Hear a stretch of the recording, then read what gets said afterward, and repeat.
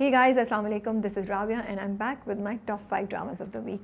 I wanted to show you guys, ये मैं लिख रही होती हूँ और ये इस तरह मैं काटा पीटी कर रही होती हूँ, कभी मैंने ये कुछ सोचते हुए ये जाल सा भी बन जाता है. So yes, just random conversation.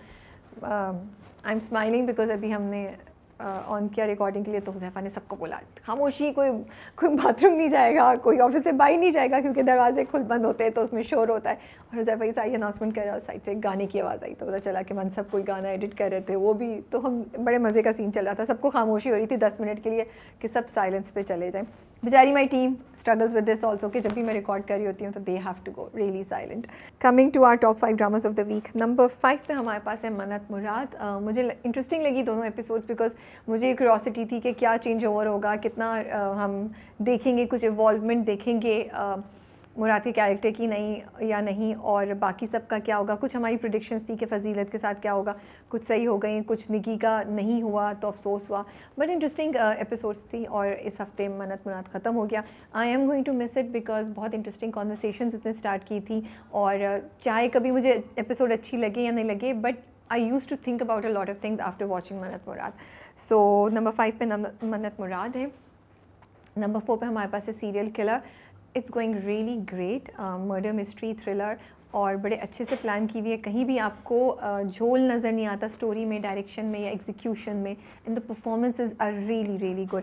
और अगर कहीं ड्रामा स्लो भी चल रहा हो तो आपको क्यूरोसिटी जो होती है कि किसने किया कत्ल, that makes you keep going on to watch the and keep watching the drama.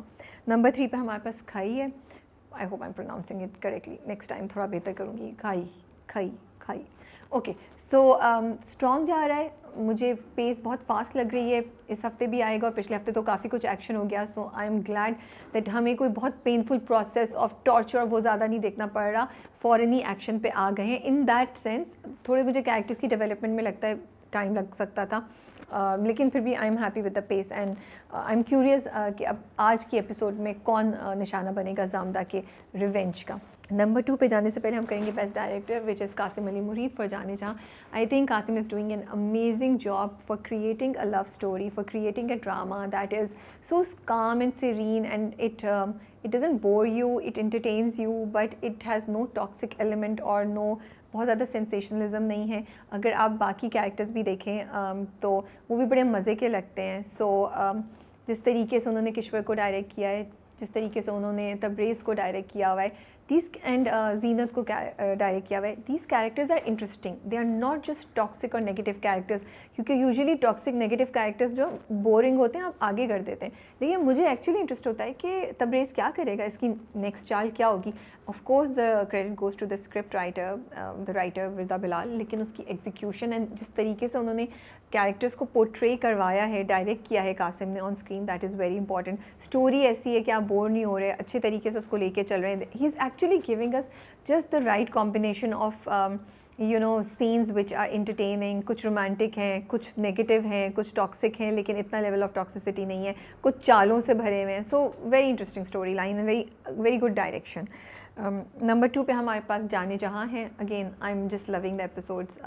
मुझे इतना मज़ा आता है, look forward to it. And जब भी शहराम और मानूर बात कर रहे होते हैं तो दिल चाहता है कि सुनते रहें. किश्वर का कैरेक्टर बहुत इंटरेस्टिंग है. एंड आप सोचते हैं यार ये अब क्या करेगी नेक्स्ट. जिस तरीके से वो स्विच करती है negative to positive, positive to negative, वो बड़ा अच्छा लगता है स्क्रीन पे देखने के लिए. नंबर 1 पे जाने से पहले करेंगे best actor male and female. Best actor male goes to Bilal Abbas Khan for Fazal Bakhsh and Shamir in Ishq Murshid. बहुत ही इंटरेस्टिंग, बहुत ही heart winning and very impressive performance by Bilal Abbas Khan as Fazal Bakhsh in this episode.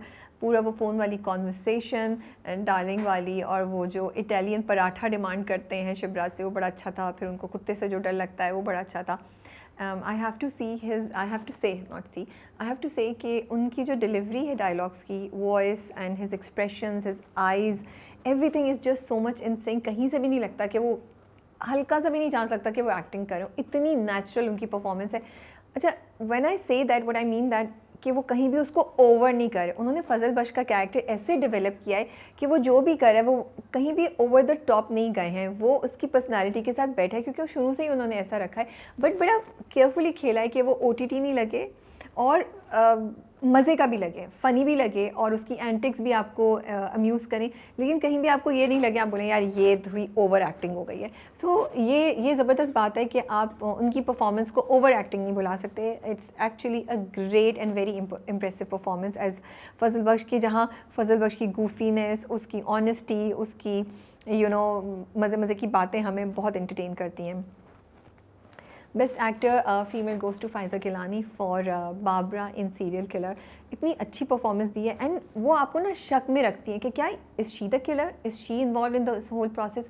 उनकी जो पूरी कॉन्वर्सेशन है सबा कमर के साथ, जो एसएसपी सारा है, उस पूरी कॉन्वर्सेशन में जो टोन है, जो मैनरिज्म है, वो बड़ा इंटरेस्टिंग है कि कहीं वो अपने फैक्ट्स भी बता रही है, कहीं वो उसको टीज़ भी कर रही है सारा को, कहीं वो उसको चैलेंज भी कर रही है एंड कहीं वो बिल्कुल पैंतरा बदलती हैं और कहीं वो उसको राम करने के लिए, काम करने के लिए उसकी तारीफ़ भी करती हैं कि मैं हमेशा पुलिस में जाना चाहती थी and stuff like that. And I love the way she's playing with her eyes, with her body language and her delivery of the dialogue through her voice also. And it's definitely a great performance. Number 1 पे हमारे पास है इश्क मुर्शिद. ज़बरदस्त episode, बहुत मज़ा आया मुझे देख के. I was smiling in a lot of places, I was laughing out loud. तो अच्छी मज़े की थी और हम बोर नहीं हो रहे. सबसे इंटरेस्टिंग बात यह है, यूजुअली जब भी कोई ट्रैक बहुत ज़्यादा खिंचता है तो वो बोरिंग हो जाता है और हम कहते हैं कि यार ये क्या दिखा रहे हैं, क्यों कर रहे हैं, कोई फ्लैशबैक्स आ जाते हैं. लेकिन लकीली इस वाले एपिसोड में हमें ऐसी कोई भी चीज़ें नज़र नहीं आई.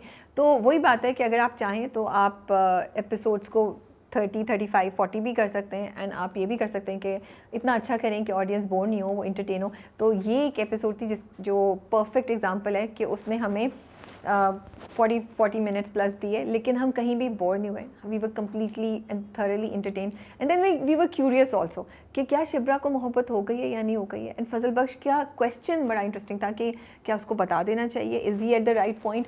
मुझे लगता है थोड़ा सा वेट करना चाहिए, अभी शिब्रा को थोड़ा सा और राम होने दें ताकि जब वो बताएं तो कोई चांस नहीं हो कि शिब्रा ना बोले. वो कम्प्लीटली उनकी फ़ैन हो चुकी हो, she is completely fall in love with him. I think that's the time when he should tell. So मज़े का जा रहा है इश्क मुर्शिद एंड हम हर हफ्ते वेट कर रहे होते हैं कि अब फजल बख्श क्या नया ड्रामा करेगा, या क्या नया तमाशा दिखाएगा. So these are my top 5 dramas of the week. आपके टॉप 5 में कौन कौन से ड्रामे हैं मुझे कमेंट्स में लिखना मत भूलिएगा. टेक केयर एंड अल्लाह हाफिज़.